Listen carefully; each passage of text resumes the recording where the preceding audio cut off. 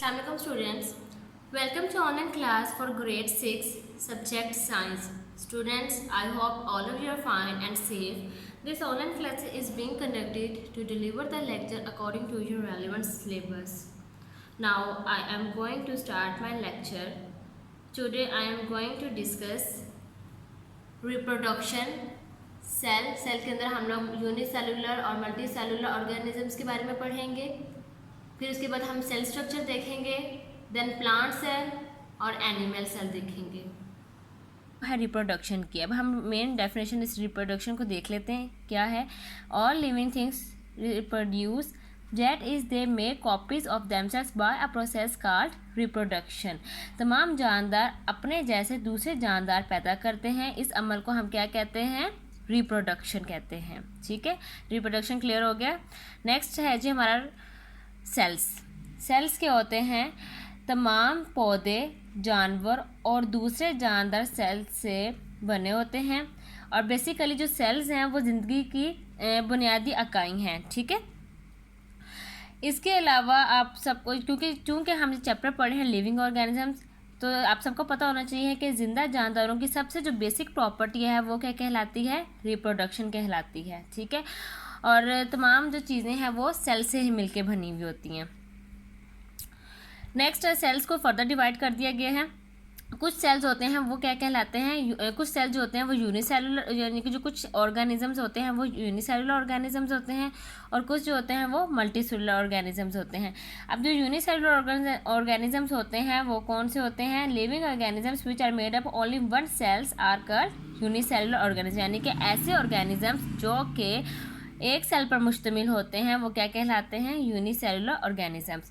आपको इसकी जो वर्ड है उससे भी कर सकते हैं जज इसकी डेफिनेशन, जैसे कि यूनि का मतलब होता है वन, ठीक है, और सेलुलर का मतलब है सेल। तो यानी कि इसका क्या मतलब वो है कि जो एक सेल पर मुश्तमिल होगा ऑर्गेनिज्म वो क्या कहलाता है? Unicellular organism. ठीक है, इसकी एग्जाम्पल अगर हम देखें तो इसके एग्जाम्पल में अमीबा आता है, क्योंकि अमीबा जो होता है वो एक सेल पर मुश्तमिल होता है। इस वजह से जो अमीबा वाली कैटेगरी है वो यूनिसेलुलर ऑर्गेनिज्म में आती है।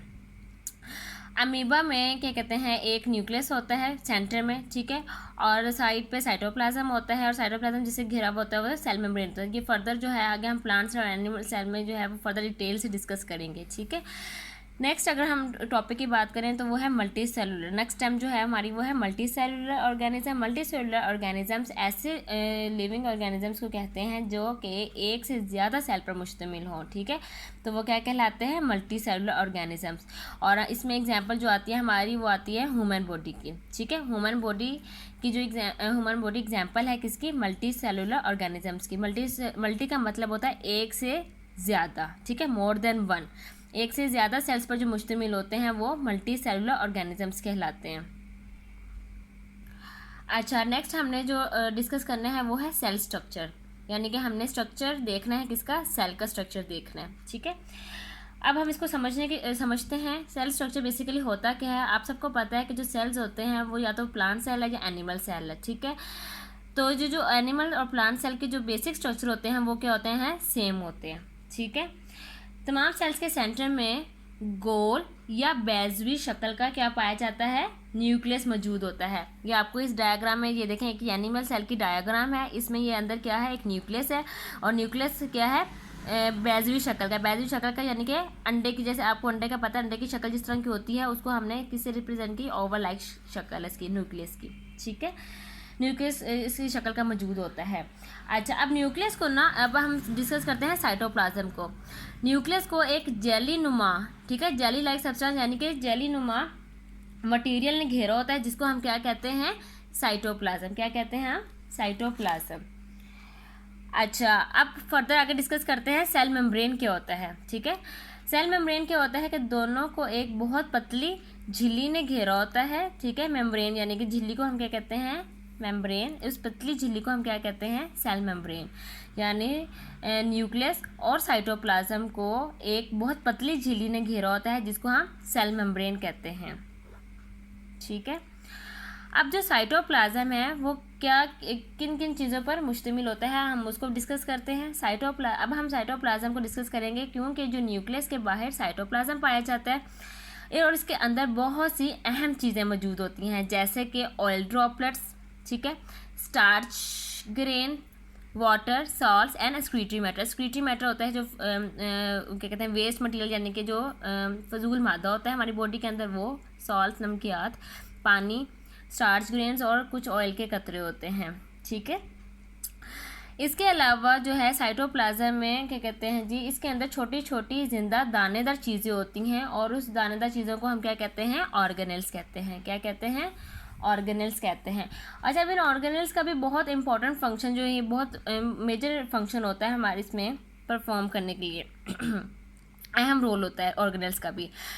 और इसके जो आगे है माइटोकॉन्ड्रिया। माइटोकॉन्ड्रिया क्या होता है, ये इसको हम कहते हैं power house of energy. Mitochondria को हम पावर हाउस ऑफ एनर्जी भी कहते हैं, ठीक है। अब ये जो माइटोकॉन्ड्रिया होते हैं ये राउंड होते हैं और एलोंगेटेड ऑर्गेनेल्स होते हैं, ठीक है। थोड़े से लंबे होते हैं, राउंड होते हैं, और जो कि किसके अंदर हेल्प मदद देते हैं, प्रोसेस ऑफ रेस्पिरेशन, यानी कि जो सांस का अमल चलता है हमारी बॉडी में उसके अंदर मदद देते हैं। वो किस तरह से देते हैं कि जब प्रोसेस ऑफ रेस्पिरेशन हो रही होती है, यानी कि जब सांस का अमल चल रहा होता है, तो उसमें क्या होती है, खुराक की ऑक्सीडेशन होती है और इससे क्या होती है, एनर्जी पैदा होती है। जब वो एनर्जी पैदा होती है तो वो क्या कहलाता है, माइटोकॉन्ड्रिया कहलाता है। फर्दर टर्म आ रही है आगे गोल्जी बॉडीज़। अब गोल्जी बॉडीज़ क्या करती हैं, गोल्जी बॉडीज़ में एक स्पेशल सिक्रेशन, यानी कि जो गोल्जी बॉडीज़ हैं वो ख़ास किस्म की वो सिक्रेशंस बनाती हैं, ठीक हो गया।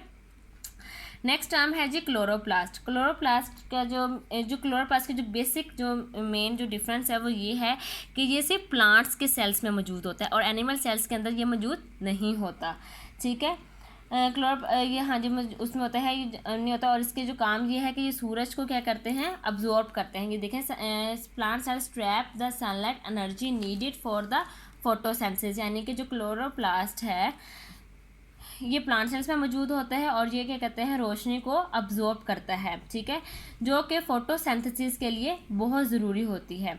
अब जो एक क्लोरोफिल है उसका वो पिगमेंट है ग्रीन कलर का, जो कि पत्तों में पाया जाता है, ठीक है।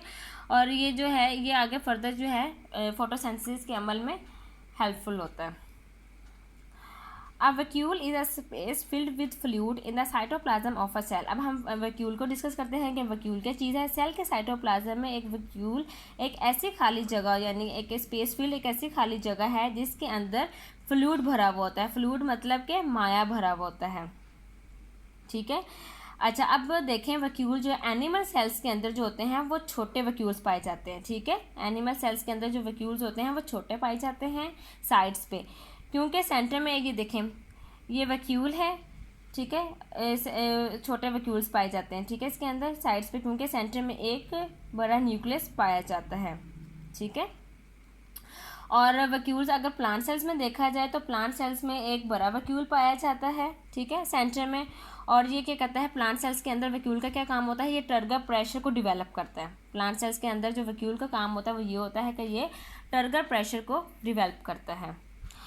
अच्छा जी, इसके अलावा आगे हम क्रोमोसोम्स को डिस्कस करेंगे। क्रोमोसोम्स में क्या आता है जी, the nucleus of a cell contains rod shape objects called chromosomes.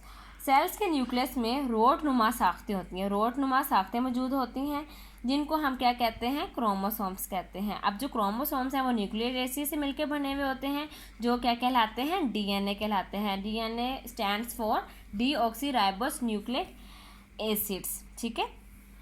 अच्छा, अब जो है the nucleus controls the whole working of the cell. अब जो तमाम सेल्स के काम को कौन कंट्रोल करता है, न्यूक्लियस करता है।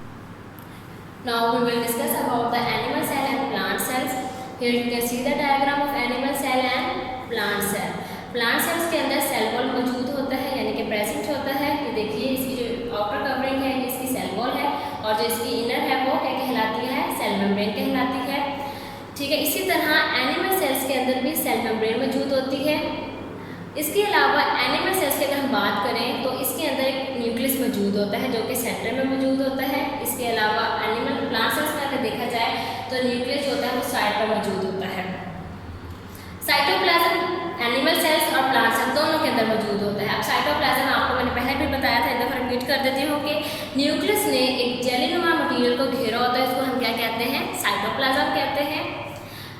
प्लांट सेल्स के अंदर जो वैक्यूल होता है, प्लांट सेल्स के अंदर जो वैक्यूल होता है वो एक ही बड़ा वैक्यूल पाया जाता है। प्लांट सेल्स के अंदर एक ही बड़ा वैक्यूल पाया जाता है और ये जो वैक्यूल होता है, प्लांट सेल्स के अंदर जो जो वैक्यूल होता है वो एक सैप को भी करता है, कंटेन करता है, ठीक है।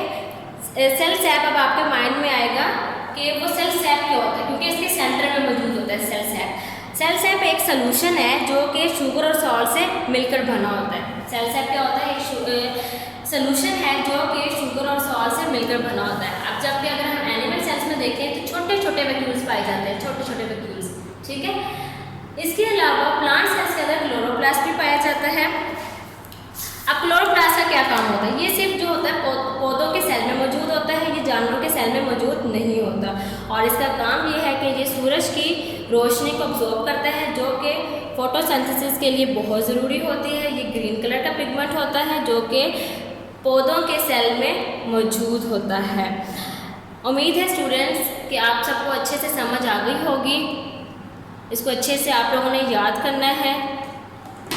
Thank you students.